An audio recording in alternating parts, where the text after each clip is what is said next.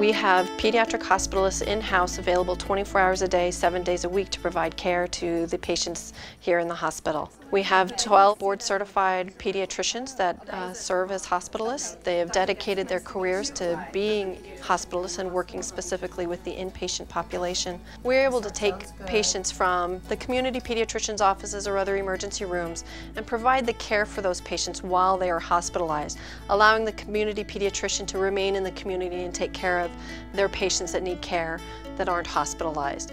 We're able to provide care for them here, coordinate that care with the subspecialist group, and provide timely communication back to the pediatrician. So when the child is ready to transition back to home, the pediatrician knows exactly where to continue on with their care that may be necessary.